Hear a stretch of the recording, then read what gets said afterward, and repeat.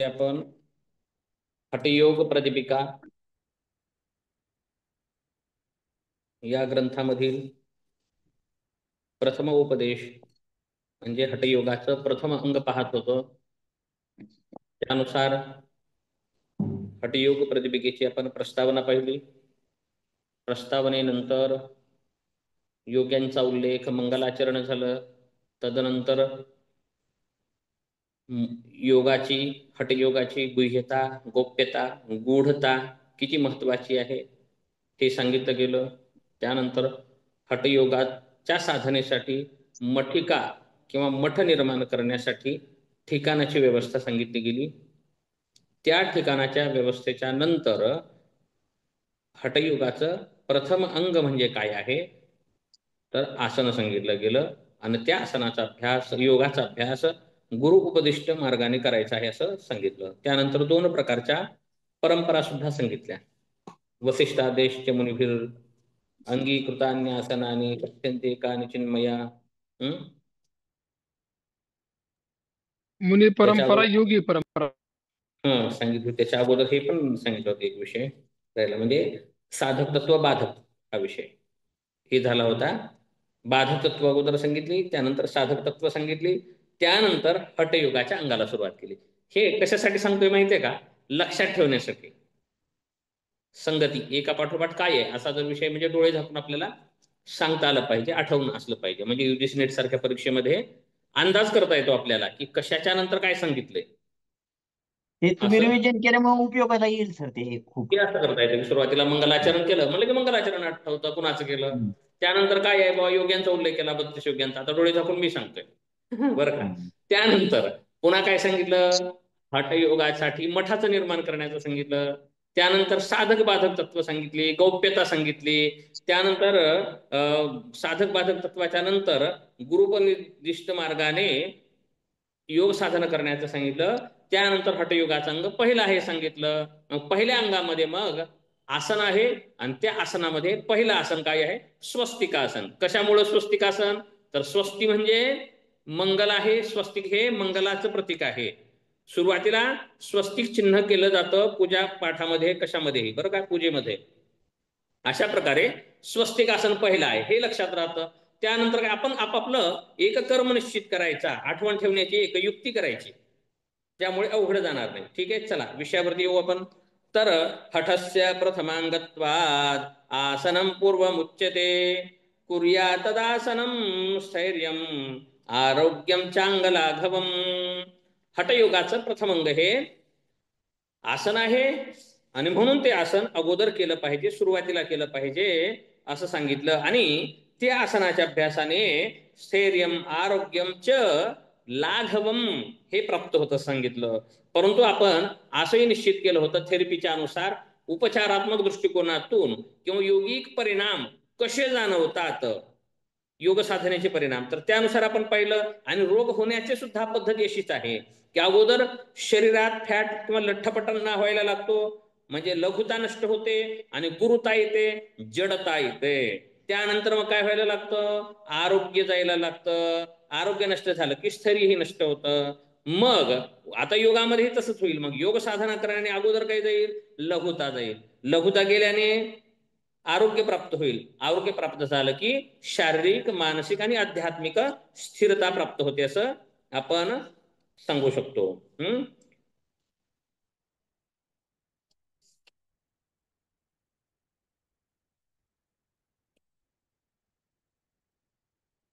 56व्या श्लोकात सांगितलं. ठीक आहे, असो. तर कसं सांगितलं सांगू, इथे विशेष संगती लावून देतो, पुस्तकामध्ये वाचत होतो मी. तर किती अंग आहेत हठयोगाचे? अंग किती आहेत संध्याताई, आहेत का? 4 अंग आहेत. 4 अंग आहेत. आणि त्या अंगाचा क्रम कसा आहे? आसन, प्राणायाम, कुंभक, चित्रमुद्रा आणि मुद्रा आणि नादानुसंधान. बरोबर आहे, असं सांगितलं आहे. मग कुठं सांगितलंय असं? अंग तर सुरू केलं की सांगा बरं, हा विषय आलाय का 4 अंग आहेत असं सांगितलं का कुठं? चांगलाघवम. नाही नाही, 4 अंग आहेत असं कुठं सांगितलं? सांगितलंय का? आपण कसं म्हणायला लागलं तुम्ही? मलाही कळालं नाही का म्हणताय ते. सांगितलंय का असं? इथे नाही. सांगितलंय खाली स्पष्टीकरणामध्ये, कुठं सांगितलंय? 17व्या श्लोकाच्या स्पष्टीकरणात आसने केल्यामुळे स्थिरता, आरोग्य, हलकेपणा. हठयोगाची नाही, 4 अंग अंग अंग म्हणजे सांग. आसन, नाही प्राणायाम. नाही सांगितलं असं. हटो 4 अंग आहे. आसन, प्राणायाम, चित्रमुद्रा व नादानुसंधान हे आहेत म्हणून. कुठं सांगितलंय? ते 17व्या तर पान श्लोकाचे सर. क्रमांक 19 वरती 17व्या श्लोकाच्या शेवटी. ठीक आहे. कुठं सांगितलंय? मला तर कसं दिसत नाही. 4 अंग कुठं सांगितलेत? तर खाली आपण काय केलंय, हा जो अन्वय सांगितला ना, हटस्य प्रथमांगत्वात, हम्म त्याचा अर्थ आहे, अर्थाच्या खाली थोडं स्पष्टीकरण आहे त्याच्यात दिलंय. हम्म हम्म हम्म हम्म हम्म. 4 अंग म्हणजे श्लोकात म्हणाय नाही हो म्हणतोय, लिहिणाऱ्याचं म्हणत नाही मी. हा नाही, श्लोकात नाही सांगितलं. श्लोकात नाही. श्लोकात नाही. हा, स्वात्माराम योगी यांनी कुठं सांगितलंय? मग आता मी पण सांगतोय की, परंतु तेच कुठं सांगितलं हे म्हणलं मी. उगाच हे तुम्हाला शंका उपस्थित केली, चिंतन व्हावं म्हणून. प्रथम अंग म्हणणं आहे ना आसनाला. प्रथमांग मग म्हटले ना पण. द्वितीय अंग कुठे आहे? कुठं सांगितले? खाली सांगितले पुढे 4 येईल ना. अंग आहेत: आसन, प्राणायाम, चित्रमुद्रा आणि नादानुसंधान. आणखी काय सांगितलंय? हटस्य प्रथमांगत्वात आसनम पूर्वम उच्यते पूर्व तद पूर्व आसनम. उच्चते. मग त्यासाठी अगोदर आसन केलं पाहिजे असं सांगितलं. म्हणजे अगोदर आसन करायचे, मग नंतर काय करायचं कुठं सांगितलंय? पुढे येईल ना सर नंतर.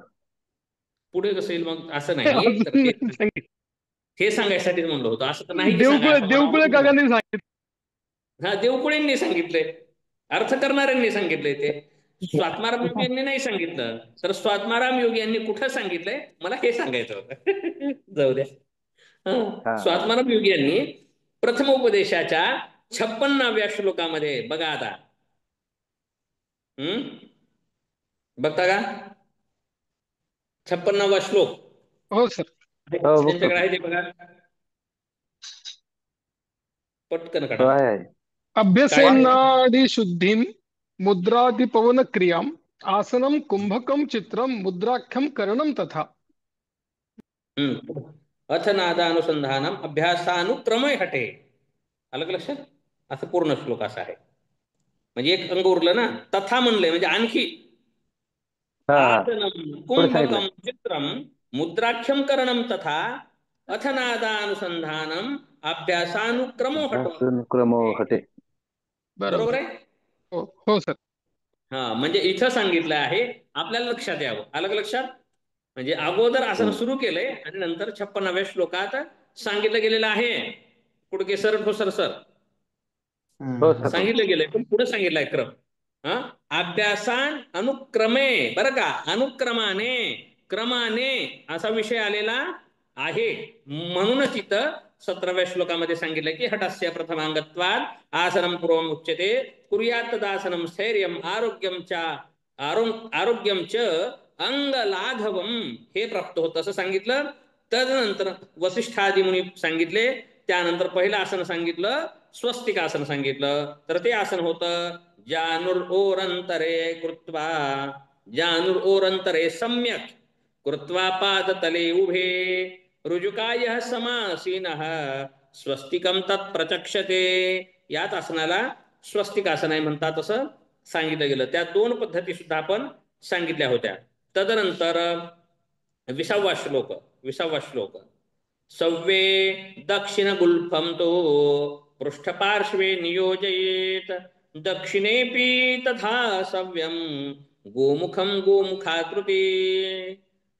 डाव्या बाजूस उजवा घोटा जमिनीवर टेकवून ठेवावा व तसाच उजव्याला डावा घोटा टेकवून, गुडघे म्हणजे गाईच्या तोंडाप्रमाणे आकार होईल असे ठेवावे. त्यास गोमुखासन म्हणतात.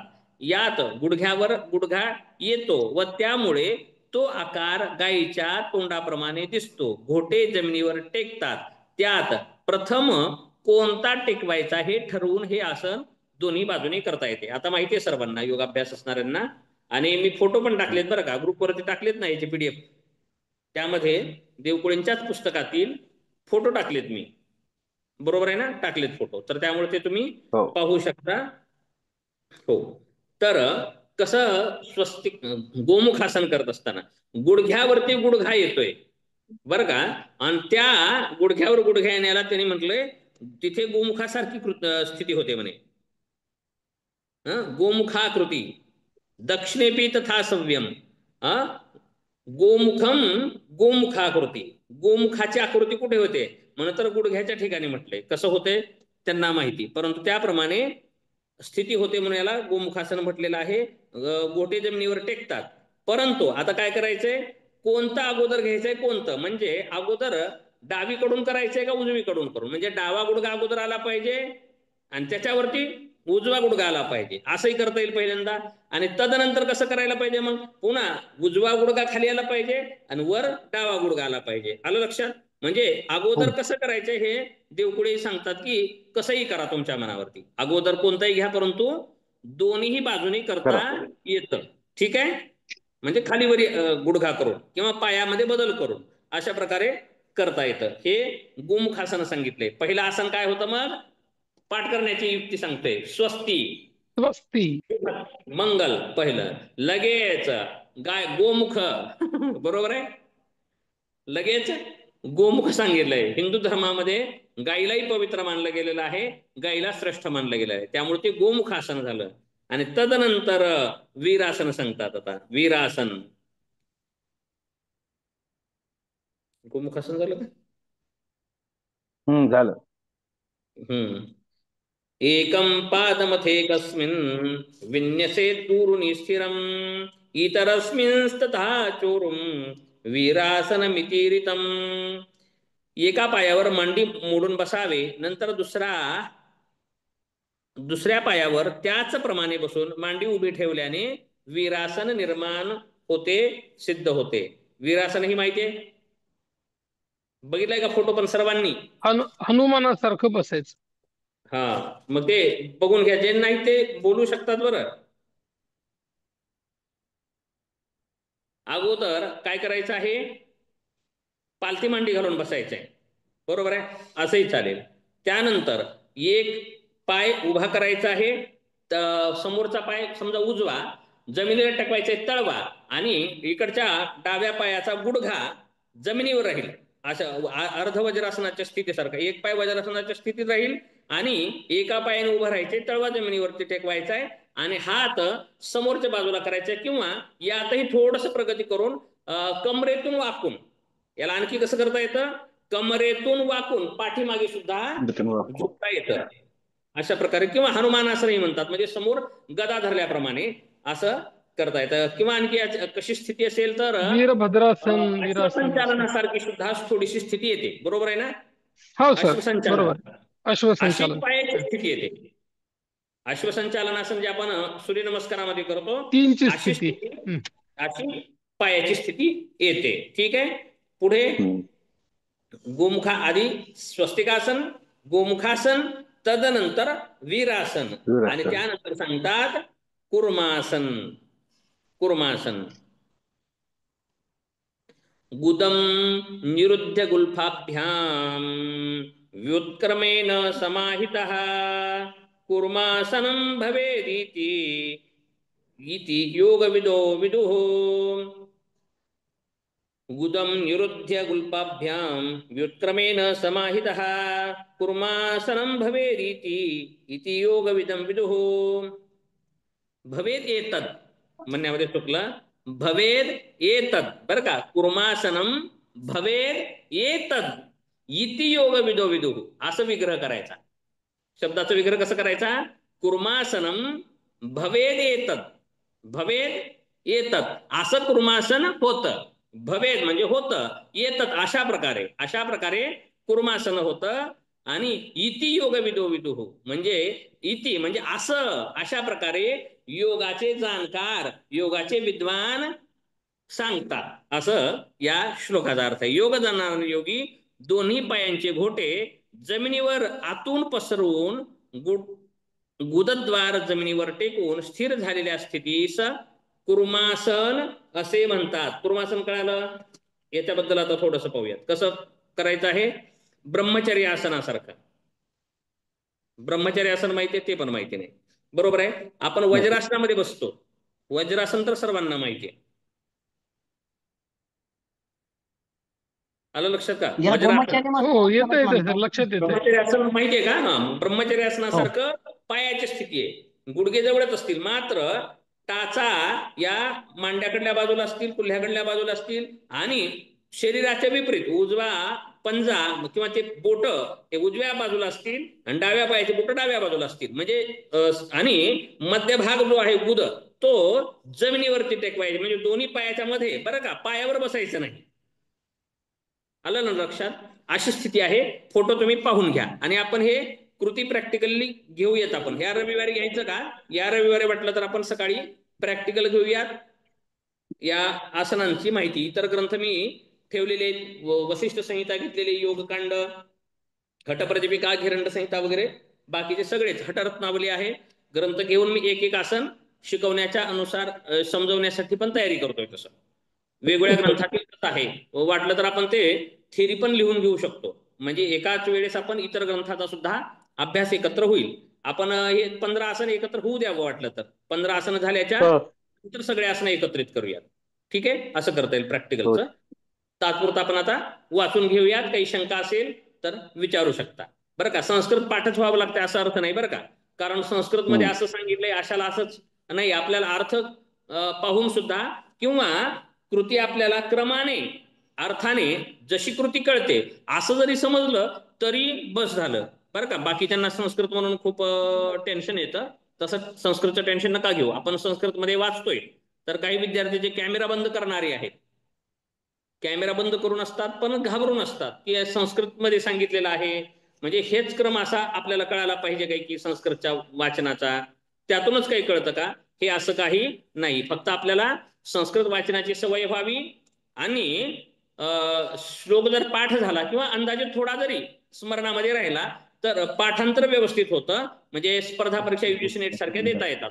म्हणून आपण संस्कृत श्लोक वाचून त्यानंतर आसनाचा अर्थ वाचत आहोत, सांगत आहोत. अन्यथा गद्यामध्ये दीर्घ स्वरूपामध्ये धड्यासारखं सुद्धा वाचलेलं चालतं, सांगितलेलं चालतं. आपल्याला लिहायचं सुद्धा तसंच आहे, लक्षात असावं. चला पुढे जाऊयात.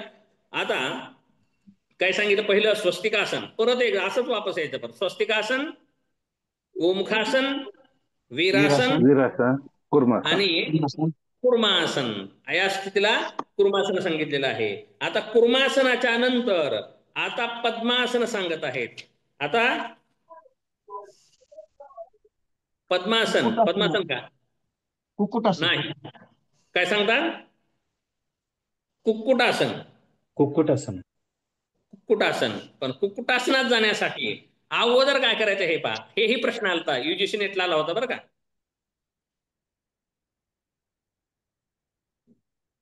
UGC नेटला क्रम विचारला होता, कुक्कुटासनाचा क्रम हठयोग प्रदीपिकेनुसार कसा आहे? पद्मासनम तु संस्थाप्य जानुरोरंतरे करौ निवेश्य भूमो संस्थाप्य व्योमस्थम कुक्कुटासनम. अगोदर काय घालायचंय? पद्मासन. तर मग आपल्याला पद्मासन आहे तर माहिती झालंय का? नाही.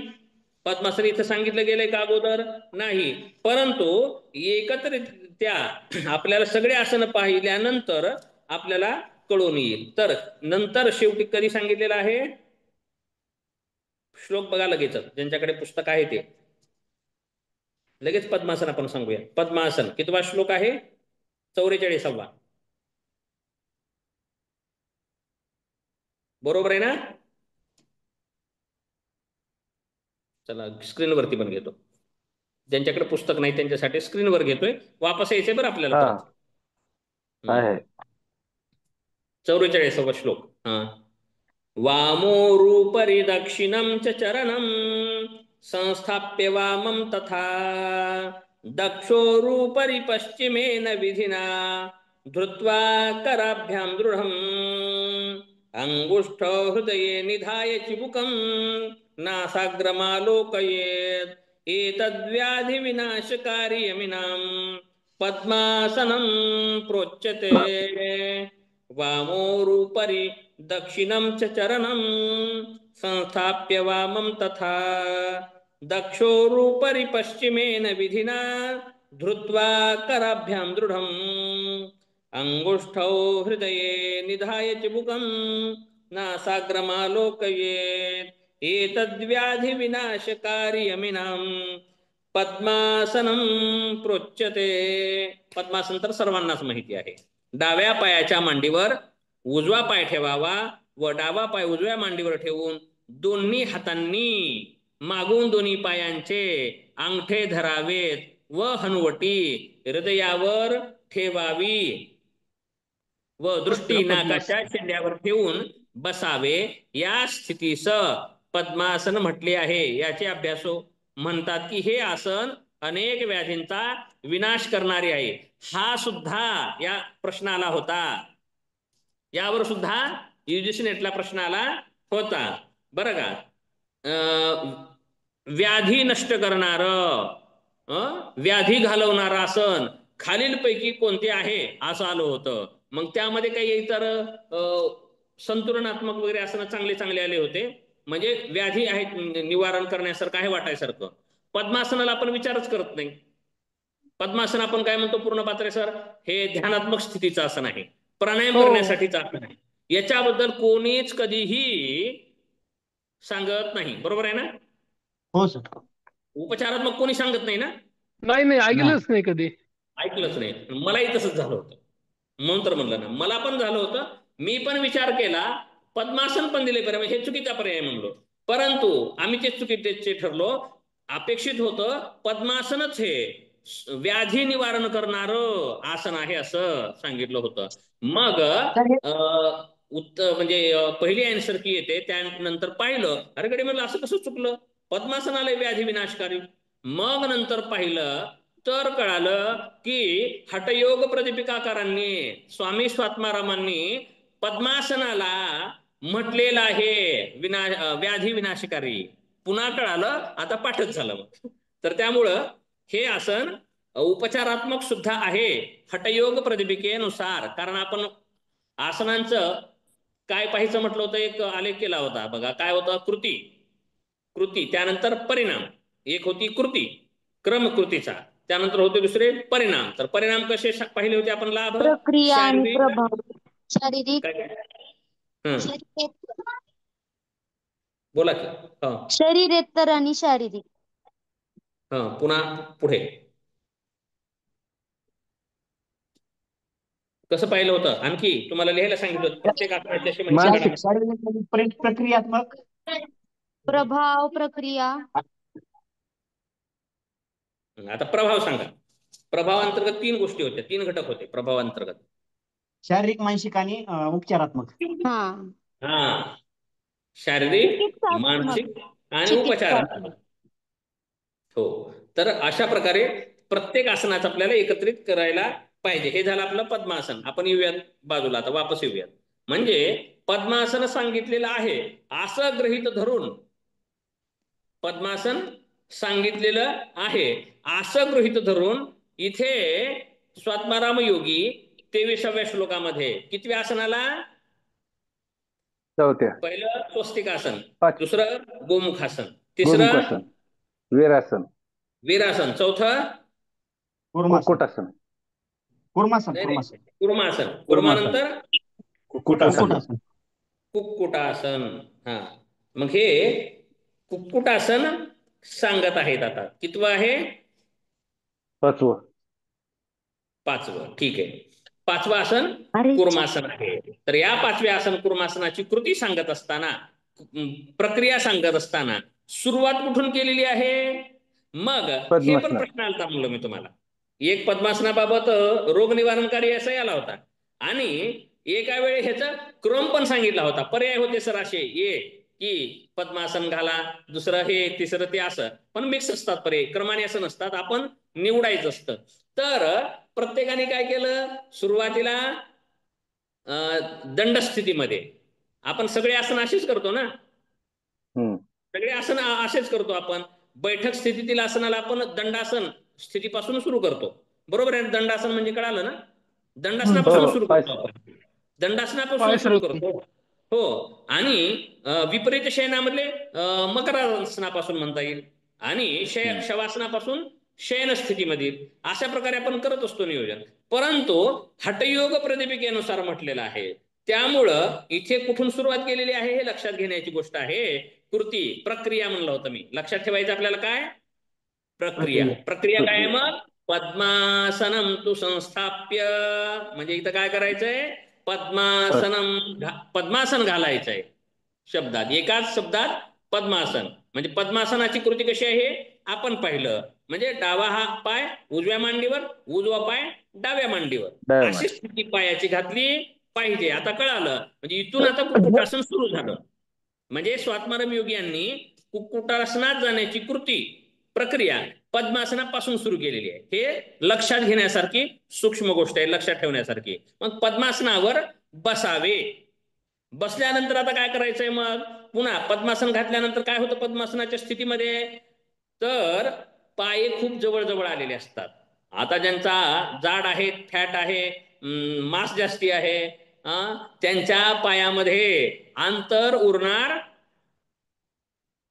नाही. बरोबर आहे. हा, बघा करून बघा परत. ज्यांचं अंतर उरतंय, ज्यांचं मेद कमी आहे किंवा पाय लहान लहान असतील, त्यांना सरळ प्रवेश होईल, आणि ज्यांना नाही त्यांना थोडस अडचण होणारच आहे. परंतु आसन कसं सांगितले? पद्मासनात बसल्याच्या नंतर गुडघ्याजवळच्या दोन्ही पोकळीतून, गुडघ्याजवळच्या दोन पोकळी, गुडघ्याच्या जवळ पोकळी असते ना, मेचका म्हणतो ना आपण, आमच्याकडे तर मेचक्यातूनच म्हणतात बघा. तिथून डाव्या आणि उजव्या दोन्ही बाजूंना काय करायचंय? हाताने प्रवेश करायचा आहे. हाताने प्रवेश करून घ्यायचा, आणि प्रवेश केल्याच्या नंतर दोन्ही हाताचे तळवे जमिनीवर टेकवायचे आहेत, आणि जमिनीवर टेकून शरीर काय करायचं? मग आधांतरी उचलायचं आहे. म्हणजे गुडघ्याच्या, म्हणजे गुडघा घेत असताना डाव्या पायाची पिंडरी, उजव्या पायाची मांडी ही एका बाजूने असेल, आणि एक आणि हे दोन बाजू झाले, आणि तिसऱ्या बाजूला काय असेल? तर उजव्या पायाचं पिंडरीच असेल, ते एका बाजूने पंजाचा भाग असेल तो येईल. तिथून डावा हात घालायचा आहे, आणि इकडच्या उजव्या बाजूला तसंच असेल, तसं उजवा हात घालायचा आहे. हात घातल्याच्या नंतर हात कुठे जातात? जमिनीवरती जातात. जमिनीवर गेल्यानंतर ते हात जमिनीवरती घट्ट टेकवायचे आहेत, आणि बाकीचं शरीर उंच उचलायचं आहे. मग ते सुद्धा अवघडच आहे. मग आपण कसं करतो या आसनासाठी? तर पायाच्या मधून न घालता पायाच्या समोरून सुद्धा आपल्याला हे आसन अभ्यासापुरतं करता येतं, बरं का. रोजच्या सरावासाठी हातावर उभं राहायला आपल्याला येतं, परंतु ग्रंथामध्ये असं सांगितलेलं आहे क्रम. तर हो, हा क्रम आपण लक्षात ठेवायचा आहे. चला पुढे जाऊयात. पद्मासनम तु संस्थाप्य जानुर्ओरंतरे करो निवेश्य भूमौ संस्थाप्य व्योमस्थम कुक्कुटासनम. व्योम म्हणजे आकाशामध्ये अधांतरी अलगद शरीर उचलायचं आहे, याचंच नाव कुक्कुटासन आहे, असं योगी सांगत आहेत. त्याच्यानंतर आसन सांगतात आता उत्तान कुर्मासन. आपण असा क्रम नाही लावायचा, कुर्मासन की लगेच उत्तान कुर्मासन नाही. कुर्म झाल्याच्या नंतर कुक्कुट येतं, आणि कुक्कुट झाल्याच्या नंतर उत्तान कुर्मासन येणार आहे. तर कुक्कुटासनाच्या नंतर आता उत्तान कुर्मासन कसं सांगत आहेत? कुक्कुटासन बंधस्थो दौर्भ्याम संबध्य कंधराम शेते कुर्मवदुत्तान एतदुत्तान कुर्मकम भवेत कुर्म उत्तानम. आता कुर्म कसा होतो? उत्ताना.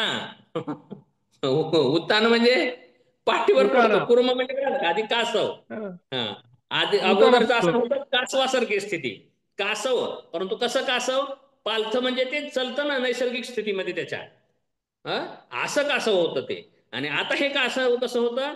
उत्तान कुर्म. उत्तान कुर्म म्हणजे कधी कधी पाठीवर पडतं बरं का कुर्म, आणि पाय असं हातपाय हलवतं बाहेर काढून, अशा पद्धतीचं जी स्थिती होते याचंच नाव उत्तान कुर्म म्हटलेलं आहे. म्हणजे पाठीवर झोपलेल्या किंवा पडलेल्या कासवासारखी स्थिती या आसनामध्ये होते, म्हणून याला उत्तान कुर्मासन म्हटलेलं आहे. मग हे उत्तान कुर्मासन होतं तरी कसं बाबा? तर ह्याची पण आता आपल्याला काय लक्षात ठेवायची आहे? प्रक्रिया पाहू. बरोबर आहे? काय पाहिजे याची? प्रक्रिया कशी असेल? आता इथून सांगितलं नाही, आता इथून सुरुवात कशी केलेली आहे? कुक्कुटासन बंधस्थो. आता काय करायचंय? कुक्कुटासन घातलेल्या स्थितीमध्ये, आलंय का लक्षात? हो. कुक्कुटासनावरती बसून दोन्ही येतंय. हात वर घेऊन मानेभोवती ठेवून जमिनीवर कासवाप्रमाणे पाठीवर पडावे व स्थिर राहावे, या स्थितीला उत्तान कुर्मासन म्हटलेले आहे. आता सांगतो हे कशी आहे. रामदेव बाबांच्या पुस्तकामध्ये योग साधना रहस्यमध्ये याला नाव काय आहे? कोण सांगेल? कोण सांगेल? तिथे नाव काय दिले? थोडासा बदल आहे, कोण सांगेल का? कुडकेसर ठोसर सरांकडून आहे पेक्षा. आठवणा सर, आठवणा लगेच सांगितलं असताना. नाही, तुम्ही नाही, पूर्ण पात्रे सर. नाही सर, मला त्यांचं माहिती नाही. अच्छा, नाही मग इतरत्र पण असेल, पण मी वाचलेल्या पुस्तकामध्ये ह्याला नाव आहे, असंच आहे. वैशालीताई,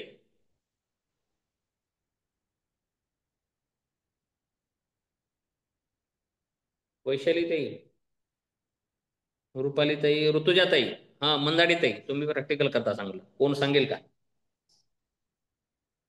होळकर सर. ठीक आहे, चला आता मी सांगतो. त्याला म्हटलेलं आहे सुप्त गर्भासन. अशी स्थिती एक असते, सुप्त गर्भ. सुप्त म्हणजे झोपलेल्या अवस्थेत.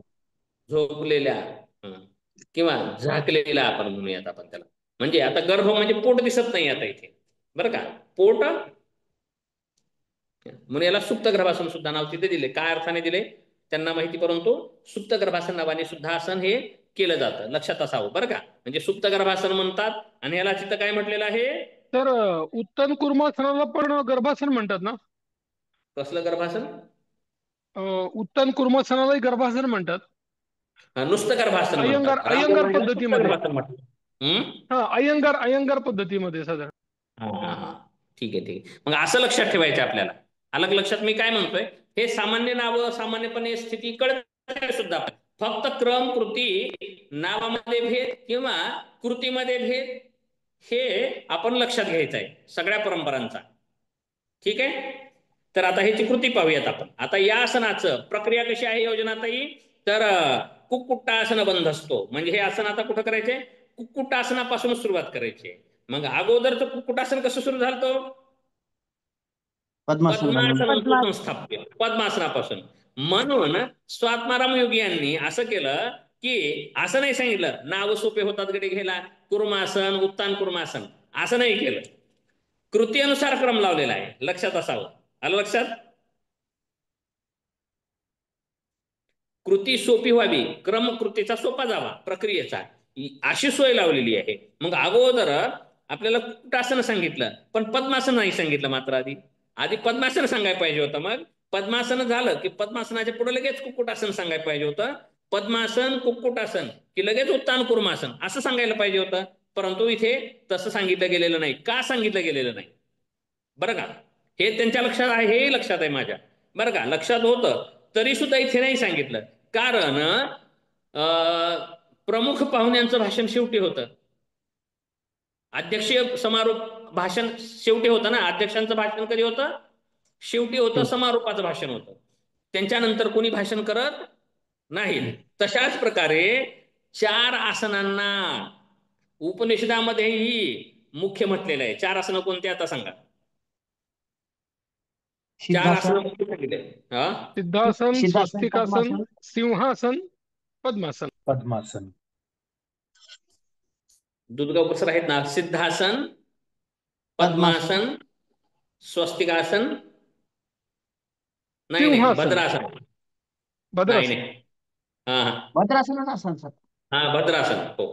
आणि सिंहासन. स्वस्तिकासन नाही. सिंहासन. हा, उग्रासन किंवा सिंहासन.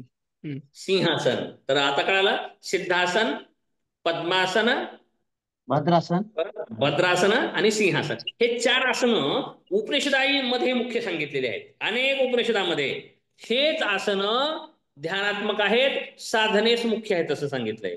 मग हटप्रदीपिकेमध्ये सुद्धा आता कोणत्या उपनिषदातलं घेतलं लक्ष करा तुम्ही. योग तत्व उपनिषदानुसार जशाला तसं इथे खूप गोष्टी घेतलेल्या आहेत. तर हे 4 आसनं म्हणून शेवटी सांगितले आहेत. आलं लक्षात? 84 आसनामध्ये हे 15 सांगितले आणि 15 मध्ये हे वेगळे काढले बाजूला आणि हे 4 सांगितले आणि या 4 मध्ये सुद्धा अत्यंत शेवटी कोणतं सांगितलं? सिद्धासन एकच सांगितलं, जे सगळ्या आसनाचा राजा आहे, सगळ्यात श्रेष्ठ आसन आहे असं शेवटी सांगितलं गेलं. म्हणून पद्मासनाला शेवटी घेतलेलं आहे. परंतु कृती करत असताना आपल्याला पद्मासनातूनच कुक्कुटासनामध्ये जायचं असं सांगितलं गेलेलं आहे. आणि कुक्कुटासनाच्या स्थितीपर्यंत आपण जे आलो, म्हणजे आता कुक्कुटासनामध्ये कसं आलो आपण? पद्मासन घातलं. मग पद्मासन कसं घातलं? डावा पायावर डाव्या मांडीवरती उजवा पाय, उजव्या मांडीवरती डावा पाय, अशी स्थिती हे पद्मासन झालं. आणि आता कुक्कुटासन काय झालं मग? तर दोन्ही पायाच्या मधून हाताचे तळवे जमिनीवरती टेकवायचे आहे आणि शरीराला वर उचलायचं आहे. हे मात्र आता करायचं नाही. उत्तान कुर्मासनामध्ये ते नाही करायचं. आता काय करायचं? जमिनीवर घातलेले जे हात आहेत ते जमिनीवर टेकून वर न उचलता तर ते आणखी खोल घालायचे. आणखी खोल कुठपर्यंत घ्यायचे आता? तर पाय कुठपर्यंत आले पाहिजेत? आपल्या कोपरापर्यंत आले पाहिजेत. कोपरापर्यंत आले पाहिजेत. आणि हातांना, हे दोन जे हात आहेत आता पूर्ण आलेले, ते वळवायचे आहेत आणि मानेवरती धरायचे. फोटो तुम्ही पाहू शकता. तरी कळत नसेल तर, कळत नसेल, कळू नाही शकत, बरोबर आहे, असंही आहे, सांगण्यामध्ये येत नाही. तर मानेच्या वरून हात घालायचे दोन्ही हातांनी. असं धरल्याच्या नंतर पोटच दिसत नाही, पोट दिसत नाही. ज्यांचं पोट आहे त्यांना हे आसन करता येत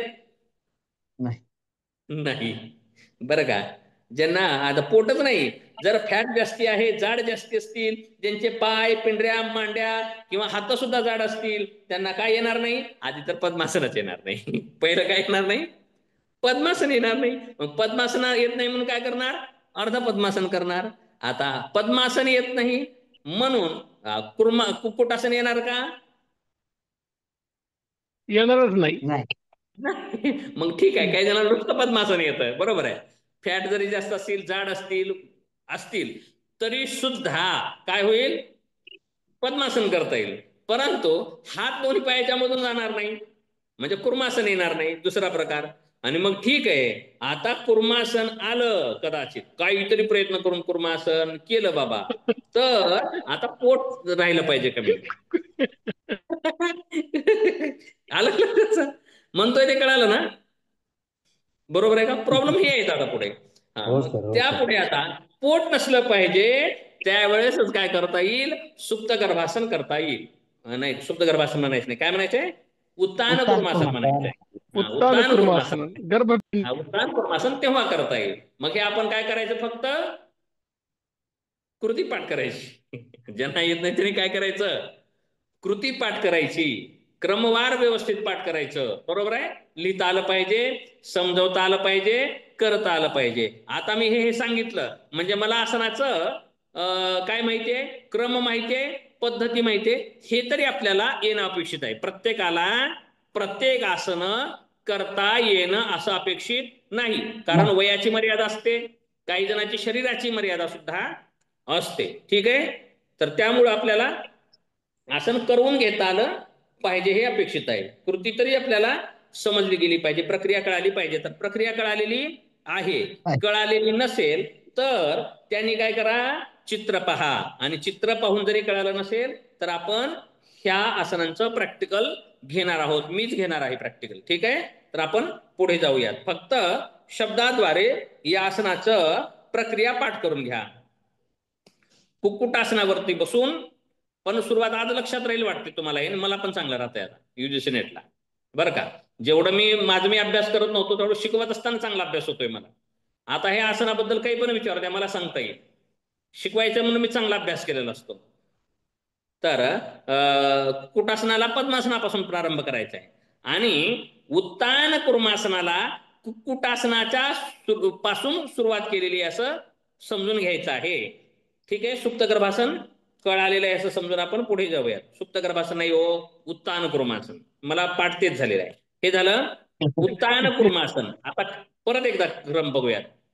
पहिलं स्वस्तिकासन, दुसरं गोमुखासन, तिसरं वीरासन, चौथं कुर्मासन, पाचवं कुक्कुटासन. कुक्कुटासन. कुक्कुटासन. कुक्कुटासन. आणि 6वं उत्तान कुर्मासन. उत्तान कुर्मासन. सहासनाचा क्रम आता आपल्या लक्षात राहिला. आता कोणतं आसन कसं सुरू करायचं हे सुद्धा डोळे झाकून आठवण करायला लागायचं. आठवण करायचं बरं का, ग्रंथाचं एकदा रिव्हिजन करायचं क्लास झाल्याच्या नंतर. परत क्लास झाला की एक आसनापासून आणखी पहिल्यापासून यायचं. हे भाग आपला परफेक्ट पाठ होऊन जातो, कधीच विसरणार नाही असा होऊन जातो. ठीक आहे. आता यानंतर पुढचं आसन सांगितलं गेलेलं आहे मग धनुरासन. आता आसन सांगितलं गेलेलं आहे धनुरासन. आतापर्यंतची आसनं कशी होती, बैठक स्थितीतून सुरू होणारी होती. ठीक आहे. आता हे आसन पोटावरती झोपून केलं जाणार आहे आणि याची सुरुवात कसं सांगतात आता आपण ते पाहूया. 25व्या श्लोकामध्ये सांगतात पादांगुष्ठो तु पाणिभ्याम गृहीत्वा श्रवणावधी धनुराकर्षणं कुर्यात् धनुरासनम उच्यते. धनुरासन पण सर्वांनाच माहिती असलेलं आहे.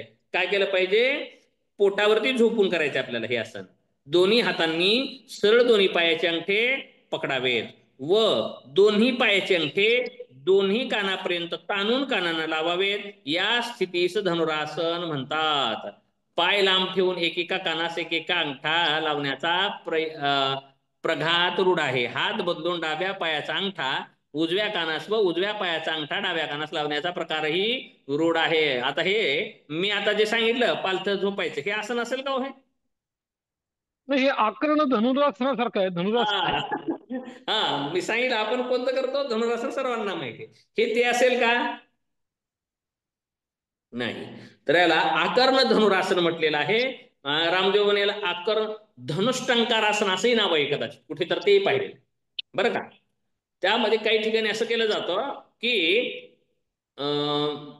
दोन्ही पाय दंड स्थितीमध्ये ठेवूयात. त्यानंतर एका हाताने एका पायाचा अंगठा पकडायचा सरळ बरं का, म्हणजे धनुष्य धरल्याप्रमाणे.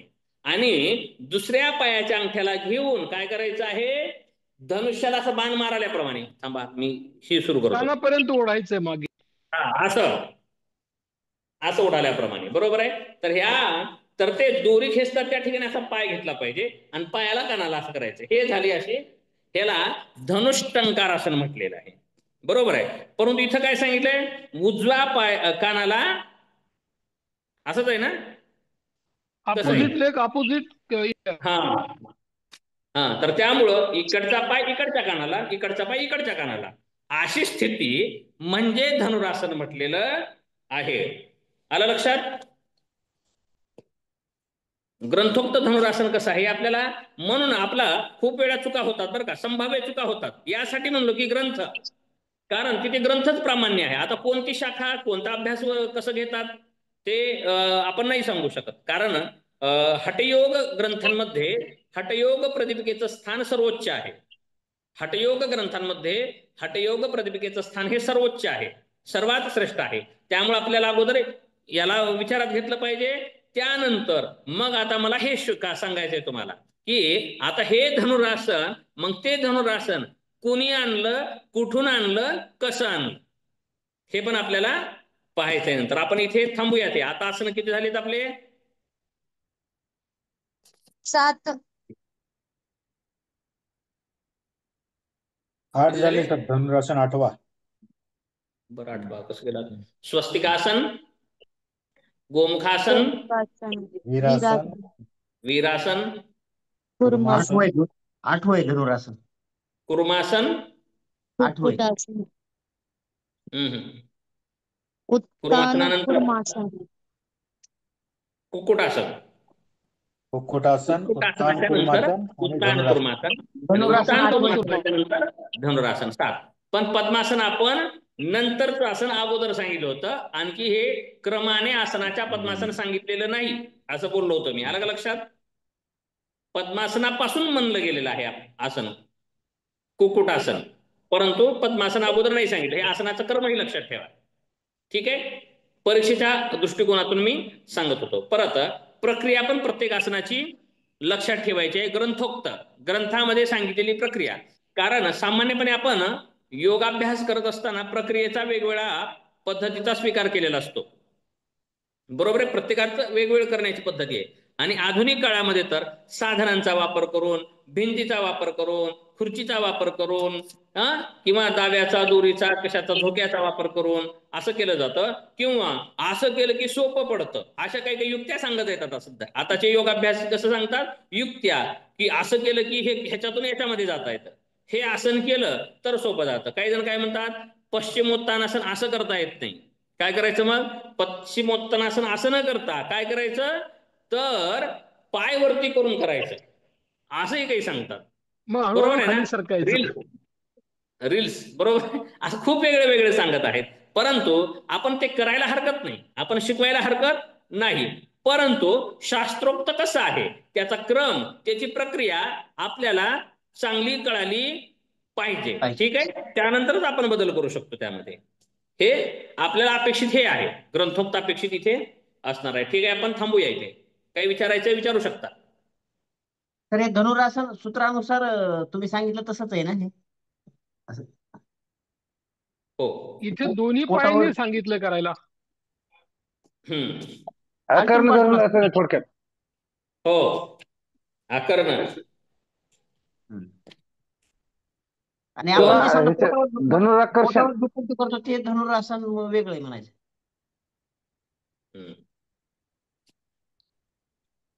हे काही इथं हे श्लोकात पण दिलेलं आहे, धनुराकर्षण. मग आणखी पण याला असं केलं जातं, पाठीवर झोपून. आता यात विवाद आहे, पाठीवरती झोपूनच मात्र. थांबा, रेकॉर्डिंग स्टॉप करूत आपण.